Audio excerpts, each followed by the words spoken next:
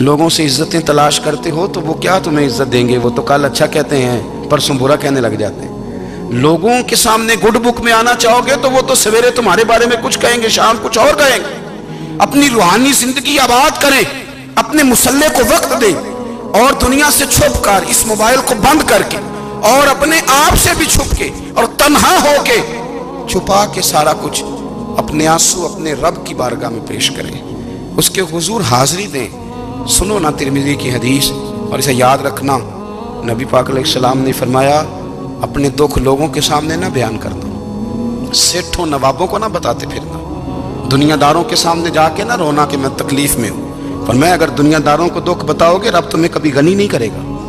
اور لوگ ہیں کہ الٹا مذاق اڑائیں گے آپ کی، جس سے بڑی پکی یاری ہے نا، پکی، وہ تب تک پکی ہے جب تک آپ نے 50,000 مانگا نہیں، اور جس وقت آپ نے کہہ دیا کہ میں مجبور ہوں میری مدد کر تو پھر ختم ہو گئی دوستی۔ لوگوں کی تعلقات آپ کے ساتھ تب تک ہیں جب تک آپ ان سے کوئی ضرورت وابستہ نہیں کرتے۔ کریم محبوب فرمانے لگے بندوں کے سامنے دکھ نہ بیان کرنا، اللہ تجھے کبھی غنی نہیں کرے گا۔ تو اپنے دکھ اپنے رب کو بتا، تو دعائیں مانگ، تو اس کی بارگاہ میں حاضر ہو، تو اس کے حضور عرض کر۔ فرمایا اپنے دکھ اپنے رب کو بتا، وہ جلدی کرے یا دیر سے کرے تجھے ساری دنیا سے بے نیاز کر دے گا، تجھے کسی کا محتاج نہیں رہنے دے گا۔ اپنے مصلے کو، اپنی دعاؤں، ایک بزرگ فرماتے ہیں میں نے دعا مانگنے کا طریقہ اپنی بیوی سے سیکھا۔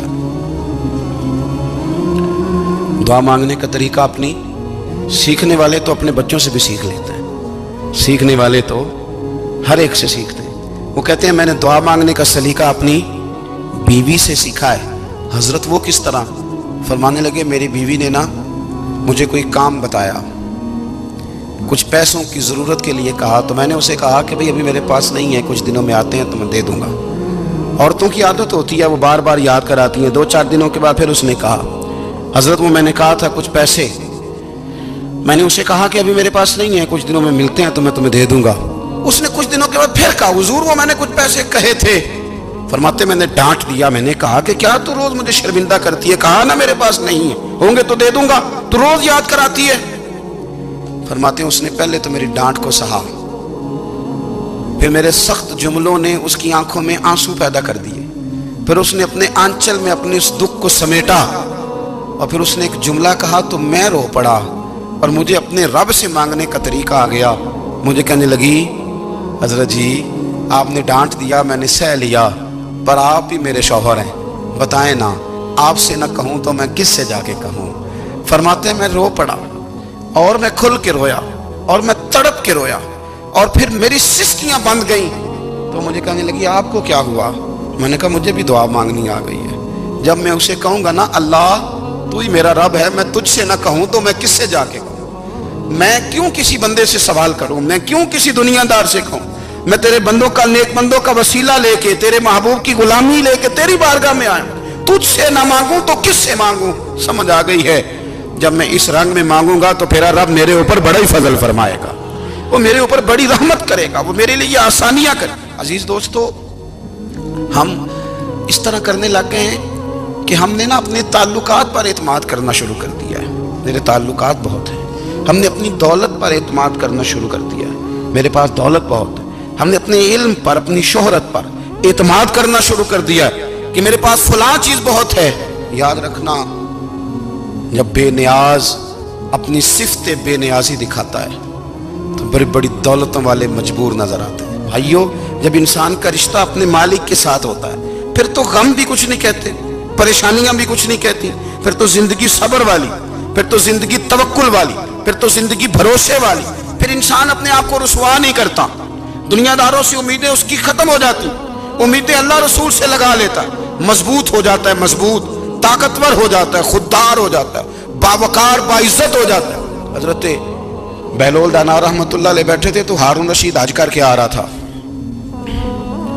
تو رستے میں حضرت شیخ سے ملاقات ہو گئی تو السلام علیکم کے بعد کہنے لگا حضور کوئی حکم ہو تو بتائیے گا۔ تو حضرت بہلول دانا فرمانے لگے تیرا رب کون ہے؟ اس نے کہا اللہ۔ تو فرمایا میرا کون ہے؟ کہا اللہ۔ فرمانے لگے تو بڑا ہی بیوقوف ہے، کیا تو یہ سمجھتا ہے کہ رب ہارون رشید کو تو دے گا اور بہلول دانا کو بھول جائے گا؟ تیرا بھی وہی رب ہے، میرا بھی وہی رب ہے، اس نے اگر تجھے دے کے آزمایا ہے تو ہو سکتا ہے مجھے نہ دے کے آزما رہا ہو. جب اس کی حکمت کے تقاضے ہوں گے تو عطا کرے گا اور دے گا. تو جا اپنا کام کر. بھائی اپنی روحانی زندگی، اپنی عبادات، اپنے وظائف، اپنے روزمرہ کے معاملات، اپنی دعائیں، اپنا استغفار. دیکھو کوئی مشکل کام تو نہیں 2 رکوع ہیں سورہ واقعہ کہ اگر رات کو پڑھ لی جائے تو. میں کس طرح یہ بات بیان کروں کہ تعویذ بانٹنا آسان ہے اور وظیفہ بتانا مشکل ہے. سارا دن تعویذ بانٹیں تو لوگ لینے کو تیار ہیں، اور اگر آپ وظیفہ بتائیں تو کہتے ہیں تو مشکل کام ہے. او خدا کے بندے، اگر آپ کا تعلق قرآن پاک کے ساتھ مضبوط ہو، قرآن پاک کے ساتھ اگر آپ کا رشتہ ہو، لوگ سفارشیں ڈھونڈتے ہیں نا دنیا میں کوئی تعلق مل جائے تو میرا کام ہو جائے. دنیا میں اتنا مشکل معاملہ ہے، آخرت میں مجھے بتائیے گا کتنا مشکل معاملہ ہوگا.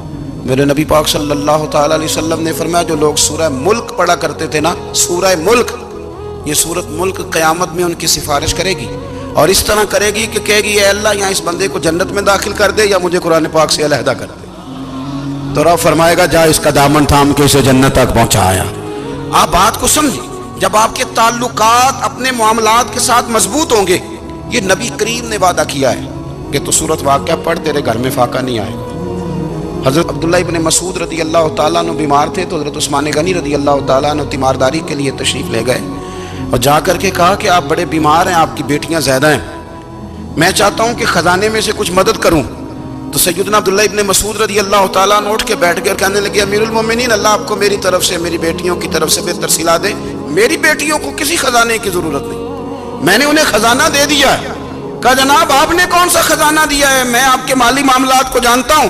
تو فرمانے لگے امیر المومنین، میرے نبی کریم نے فرمایا ہے جو سورت واقعہ پڑھے اسے کبھی فاقہ نہیں آتا. میں نے بیٹیوں کو یاد کرا دی ہے، یہ خزانہ میں نے انہیں دے دیا ہے. وہ سارے والدین سنیں جو بیٹیوں کے لیے پریشان رہتے. حضرت عبداللہ ابن مسعود نصیحت کر رہے ہیں، فرمانے لگے میں نے سورت واقعہ یاد بھی کرا دی ہے، پڑھنے کی عادت بھی ڈال دی ہے. حضور نے فرمایا ہے جو سورت واقعہ پڑھے اسے فاقہ نہیں آتا. کہنے لگے چاند تو اپنی جگہ چھوڑ سکتا ہے، سورج گر سکتا ہے، تارے ٹوٹ سکتے ہیں، پر مدینے والے رسول کی بات غلط نہیں ہو سکتی. حضور نے فرمایا فاقہ نہیں آئے گا تو انشاءاللہ کبھی بھی نہیں آئے گا.